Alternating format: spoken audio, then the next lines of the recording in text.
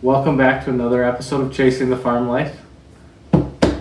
Nicole was a bit giggly because I kind of dragged her into this video. She was not planning on being on it. But today, I thought I'd address one of the questions we get asked the most, and that's how to make wine. We have a large amount of fruit trees and different types of berry bushes on the property. This kind of was our first entry into farming, you could say, or agriculture, mostly for selling jams and fresh produce. But one of the things we do enjoy to do is make it into wine as well. Whenever we're making wine, we're usually drinking wine. And I don't really make wine. I taste test. She's a great taste tester. So I'm kind of learning with you guys, so I'll be asking questions. So Yes, we've done this many times, but she still has some questions. yes, I've also. So today we're going to do Maybe. some blackberry wine. Not a wine that we usually do, but it's spring and we're kind of running out of fruit, so we're going to do blackberry wine today. If you watch, like, and follow along with this video, you will be able to start a wine right along with us. It's much simpler than people think. I'm going to go through the basics of everything so that you can physically make wine too. We can do some follow-up questions if you have any in the comments on more specific things, but I'm going to try and keep it pretty simple. On this table is everything that you really need to make wine. There are a few more things that you need if you're going to bottle your own wine, which is pretty standard if you're making wine. But we'll go through that in part 2 of this video. This is just the basics to get started. The first thing I'm going to talk about is Star San. This is what we're using for a sanitizer. There are a bunch of different types of sanitizers. Some are powders, some are liquids. We've generally gone with powders in the past, but sometimes I'm not sure how well we mix them. So we have switched to this because it seems to be what everyone uses. Everything you see on this table has been soaked in this. You dilute it like 1 ounce for 5 gallons of water, or a half ounce to 2.5 gallons of water in our case, and you get everything nice and clean. The next thing you're going to need is your actual container where you're going to make the wine. Sorry. And then you're going to need your fruit of choice. Most fruits you can make a wine out of. Oranges, something in the process of them changing, tastes horrendous, and you'll probably never see an orange wine, and I would not suggest using them. Raspberries, to make a wine just from raspberries is so sour that it's almost unbearable. I like it. Commonly, if I was making something like this and just pulling fruit out of the freezer and we had another pound of raspberries, I would add it. But I wouldn't make one with just raspberries. You can do your own taste test, your own adventure. It's all pretty cheap and easy, but I would just caution you on those two. Go ahead.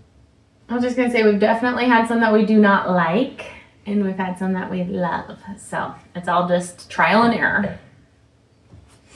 So we have our fruit here. This was in the freezer. Normally, what we do, because you're going to kind of want to create a juice to break these, in this case, blackberries up, we usually take the fresh fruit, cook it over the stove, and mash everything up real good. I hope that's in view. You can see our masher there. In this case, everything's frozen. So the process of freezing breaks the cell walls, and it actually helps release everything that's inside the fruit. So we don't need to do that. Also, some people think when you heat up the berries or the grapes or whatever it is that you're making your wine out of, that it affects the taste. If you're watching this video, you probably don't have a palate enough to be able to tell that. I certainly can't.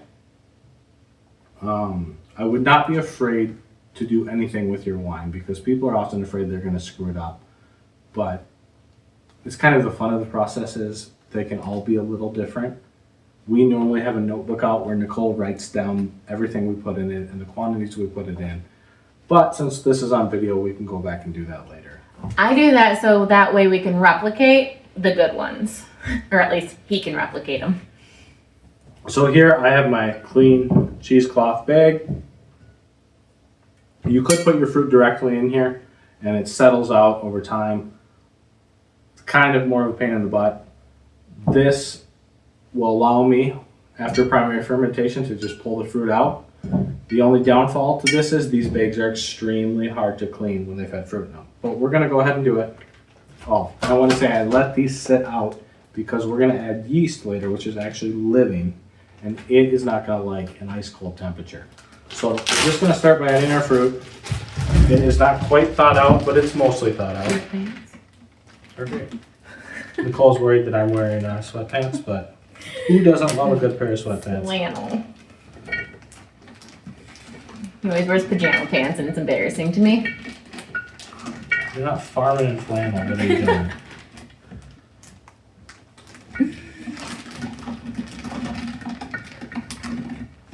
He tries to go to Walmart in them too. I say, don't do that. I sure do. We might not actually be able to fit all this in here. Oh. Give those to Raya. Yeah, Raya's our dog. She's somewhere around here. I Raya, don't know if dogs can eat blackberries, can they? I think they can eat any berry. Raya.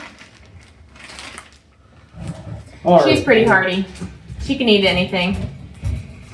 She's even gotten the rat poison.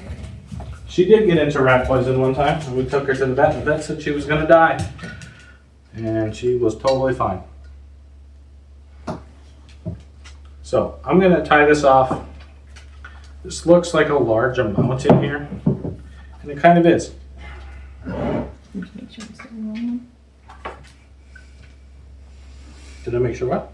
Nothing. I'm gonna, in addition, tie this off because as this goes through what's called primary fermentation, I'm gonna be mixing it, so I just wanna make sure that my berries aren't gonna get out. All right. So the next thing we're gonna do is we are going to add water. We are using spring water today because if you've watched the news at all, Iowa's water is maybe a little suspect, and Suspect. Suspicious? both work. And we're already drinking a poison, so we're gonna not try and add too many cancerous components to it. One of the benefits of this whole process is that the alcohol that is produced in the process will kill a lot of any germs that are in here. However, I don't think that will affect the nitrates that are supposedly the cancer-causing things. Why would you say that's poison? It's fruit. Yeah, once you make it into alcohol, it's not quite fruit. Right now, I'm just trying to push some of the juice out of the berries. Like I said, we usually cook this on the stove and put this in as a liquid, so you're kind of learning with us for the first time. And I'm just going to set this aside for a second so that I can show you some of the other things. So now you've got your fruit combination in here.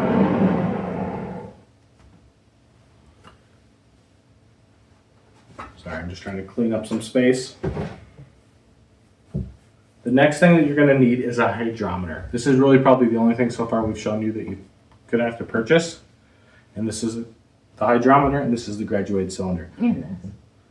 And that. And that liquid. That's true.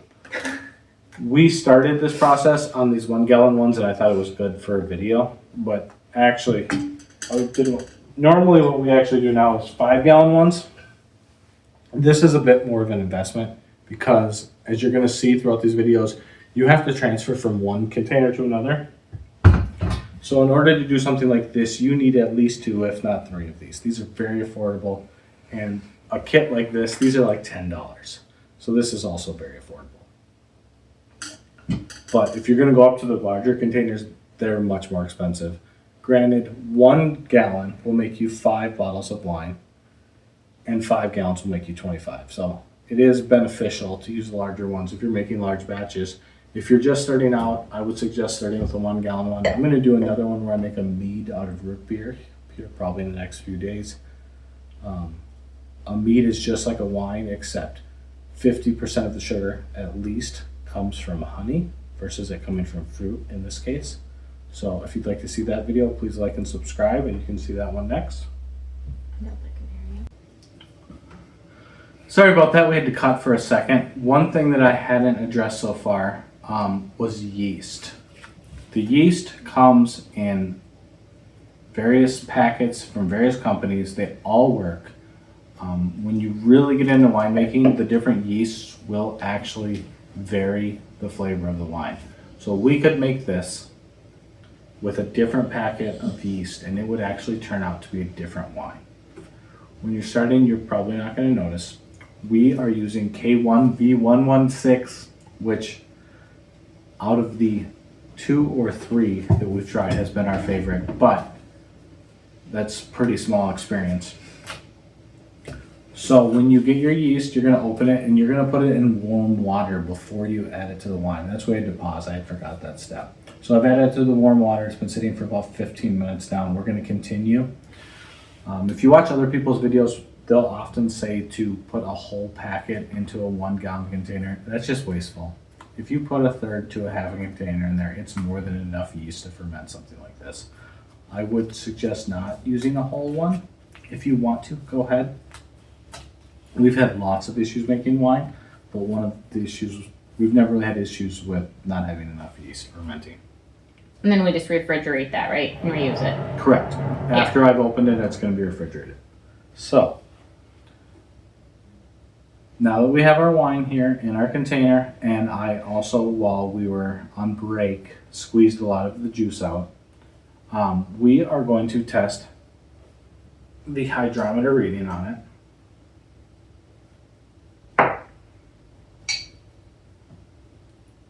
And this is going to allow us to figure out what our actual final alcohol percentage is going to be. This is where he loses me every time. Yes. And if I did not have a fruit bag in here, I could put the hydrometer directly in this large container. But since we have a fruit bag in here, we will not be able to do that this time.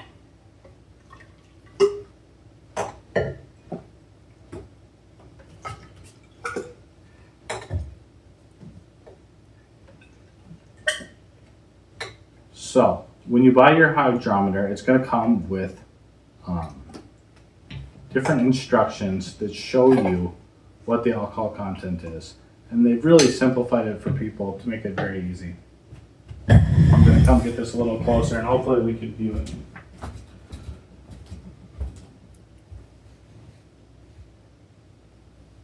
On this is going to be a specific gravity. That's the numbers you see here, 1.00, 1.020. But as we rotate it, it's also going to give you what percentage alcohol that creates. So, we're going to take our hydrometer, we're going to put it in there. And he always spins it. I don't know why. I don't know why either.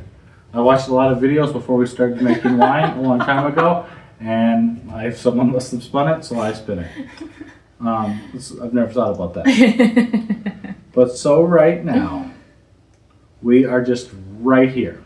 And our hydrometer is going to tell us that that is only going to be like 1.020, and it's going to make an alcohol percentage that's less than 5%. So, the alcohol is produced when the yeast eat the sugar in the container. Blackberries, obviously not the highest in sugar content, so what you do to add for that is you can add sugar to increase your alcohol content, or you could add honey. If over 50% of this container is honey, then it's mead. But in this case, we're going to add sugar.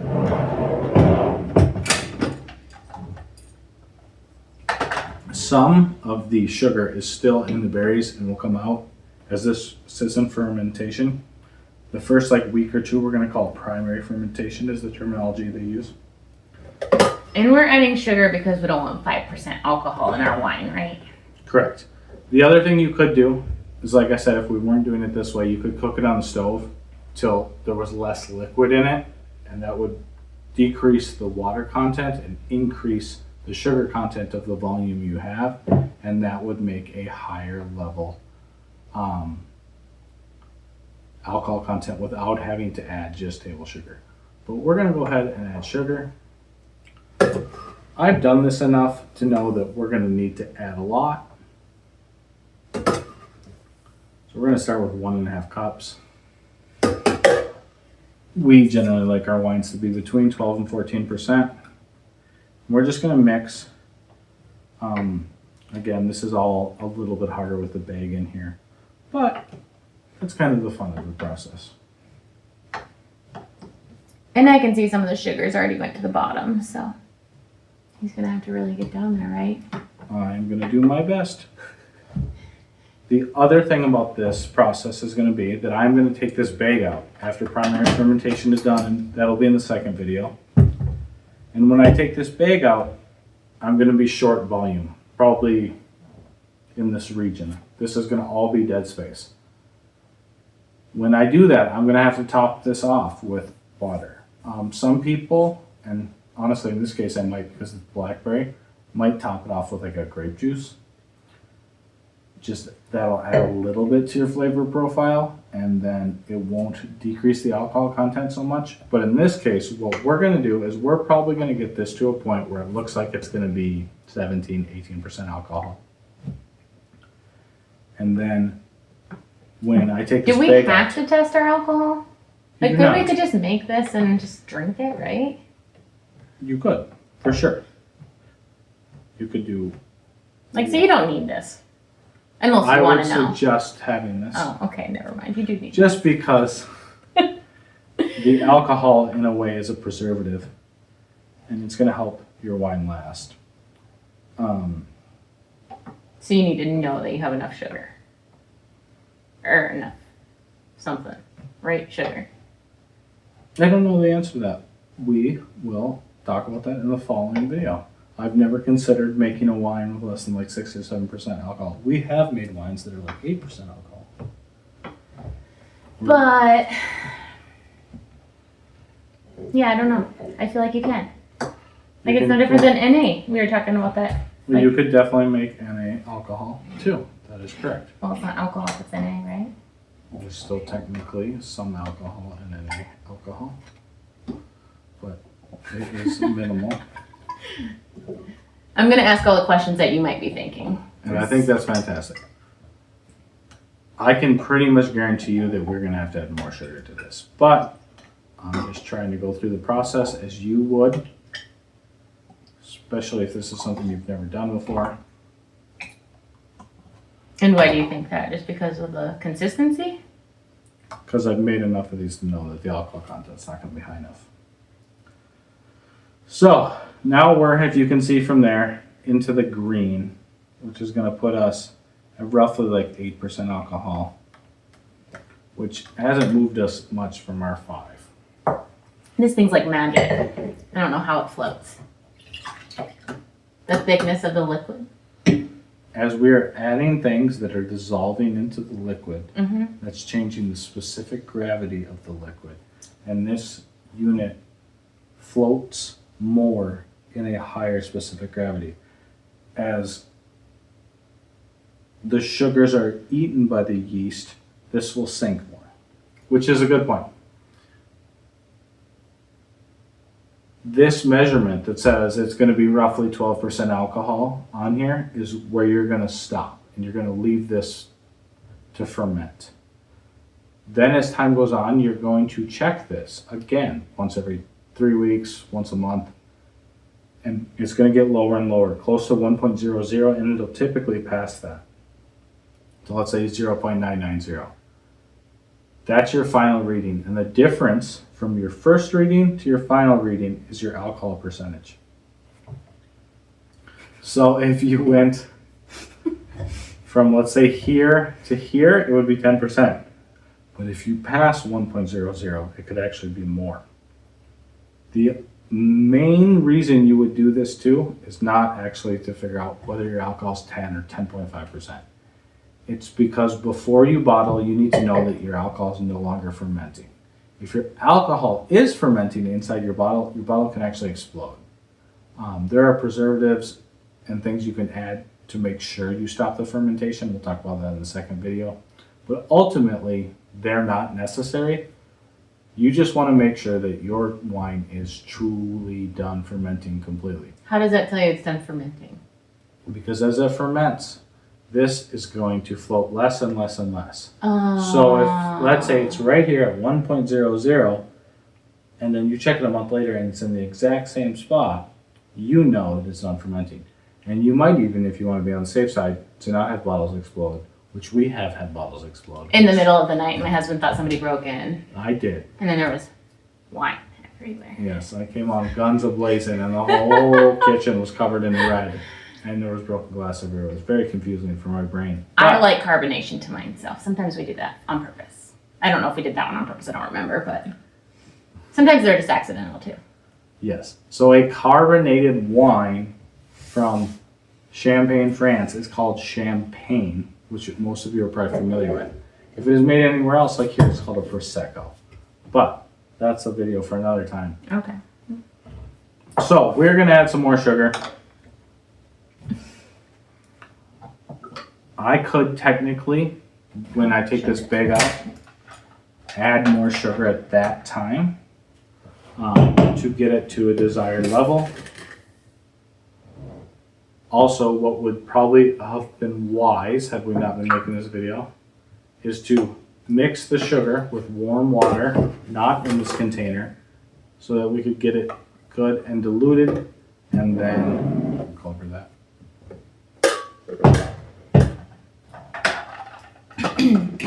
Get it good and diluted, and then begin this process. Yeah, that might have been smarter, huh? Yeah, there's a lot of things that could have been done smarter. But that's the joy of drinking wine and making wine, because, in my opinion, it shouldn't ever turn out the same. Nicole has a different opinion, but Yeah, a recipe's a recipe, right? that's why they have vintages, and that's why some years of things are better than other years. In reality, just so I'm not giving out false information, that's typically because of the weather and how the grapes are affected. But in this case, How our blackberries are affected. that's true. So for most of you who are watching this, one thing that's, I think, a really underutilized asset is mulberry trees. They pretty much grow anywhere. They spread really easy. They're kind of a nuisance, to be honest. Our property has a lot of mulberry trees. I cut down probably more every year than we originally had. They just grow like hotcakes. But we use mulberry for both jelly and for wine, and it makes a fantastic red wine. It's my favorite. They are a nuisance to pick, and I think that's probably why it's not more widespread. Otherwise, I think they would be just as popular, probably as grapes in the wine industry. And maybe they don't grow other places. Nah, they grow pretty easy. They're like a weed. We do not have grape vines.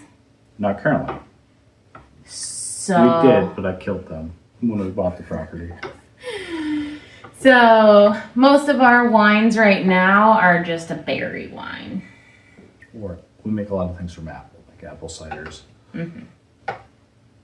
Sure. We also, which is not really conducive to the channel, make a lot of things out of like root beer, Dr. Pepper, Mountain Dew.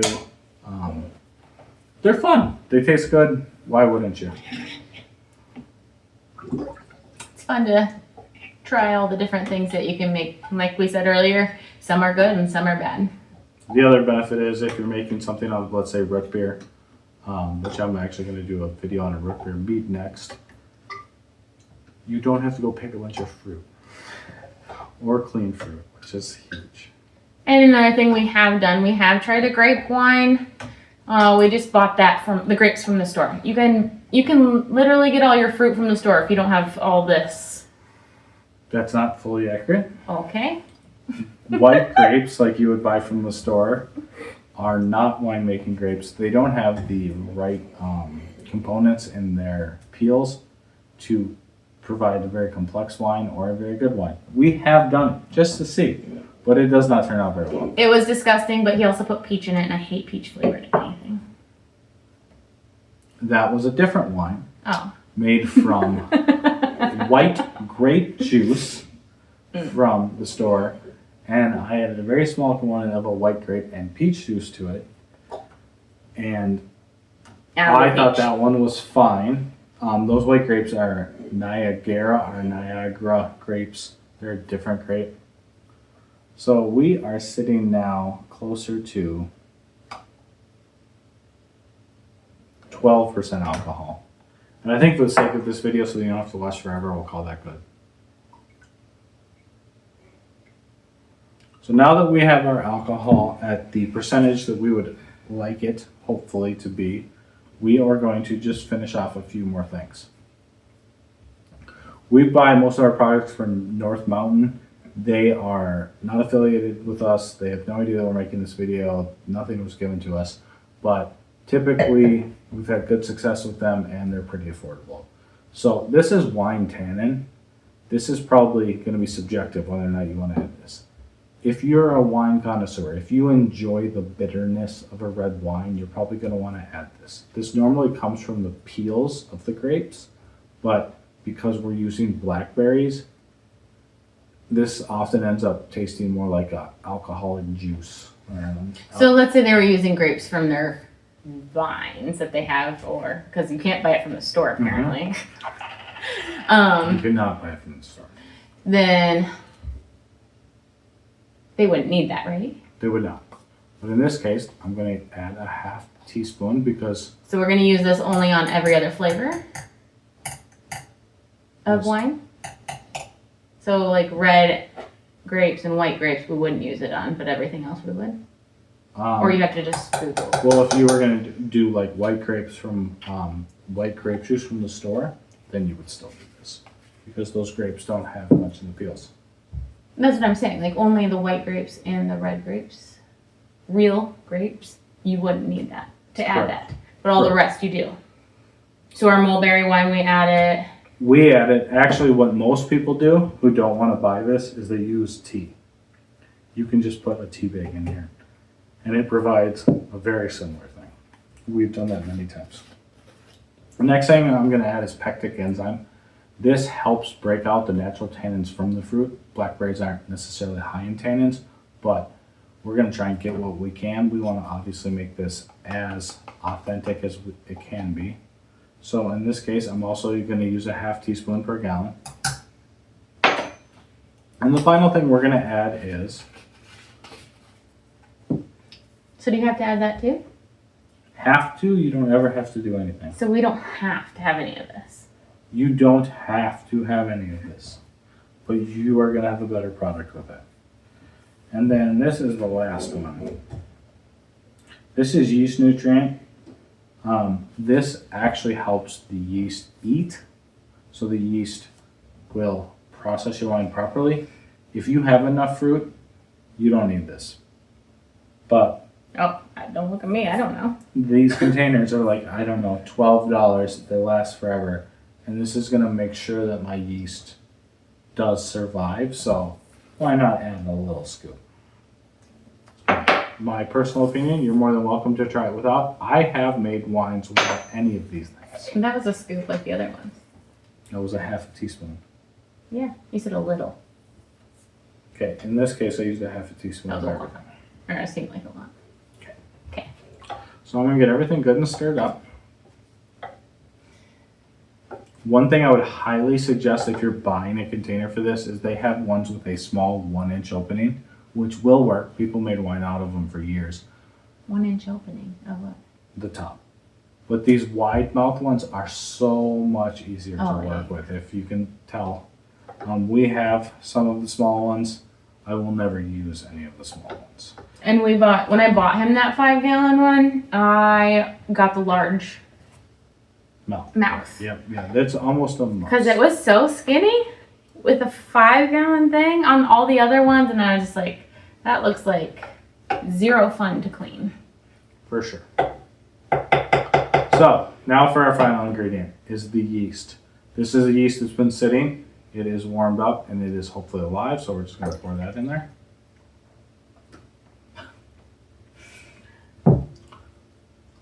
This gap right here, this little 1/4-inch gap that I have here is called headspace. You want minimal headspace. The more headspace you are here, the more chance that your wine could get what they call an infection. That would be a bacterial infection or an issue. Now, tonight, this is going to start fermenting overnight in its primary fermentation. And that first 24 to 48 hours is going to be kind of crazy. If I leave it this full, it's going to overfill. So, I am probably going to split this when we're off video into another container and then add it back just because I don't want to waste any. The other thing you could do is just put the top on it and let it sit in like your sink and expect that you're going to lose some. But these wine containers have these nice cute little tops.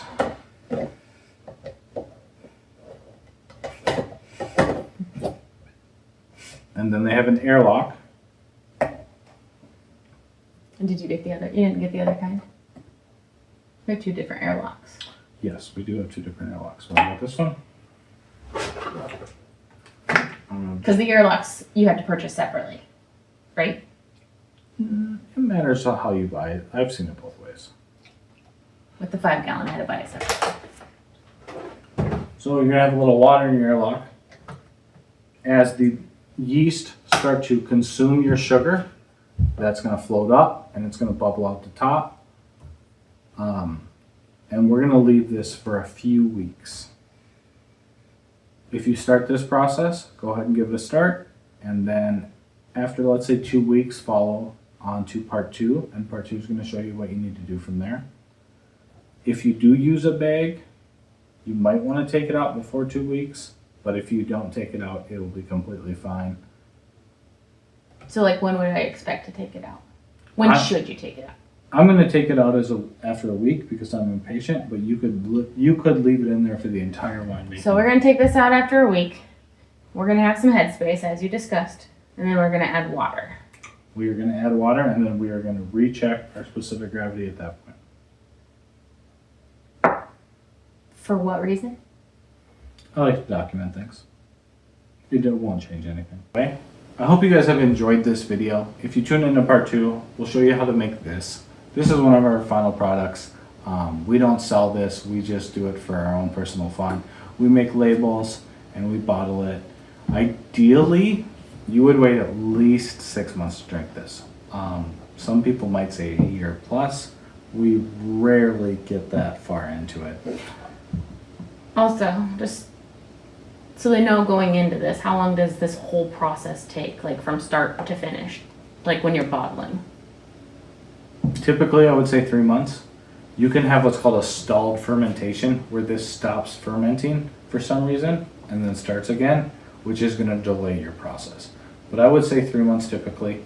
A month from now, we're going to be taste testing this. And it's going to have alcohol in it. It's going to be enjoyable. And it's going to smell like a foot, though. And it's going to smell like a foot. It has a real off smell initially. And that does go away.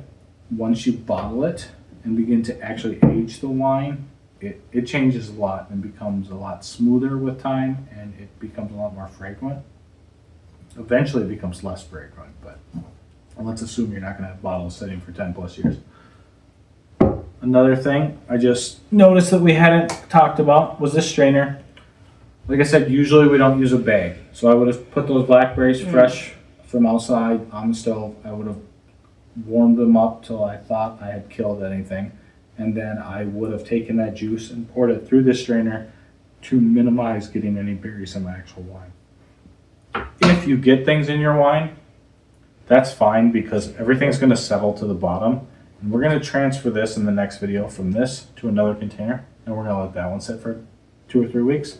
And then we're going to transfer that to another container, which will probably be this one. So you really only need 2. You can go from this one to this one to this one.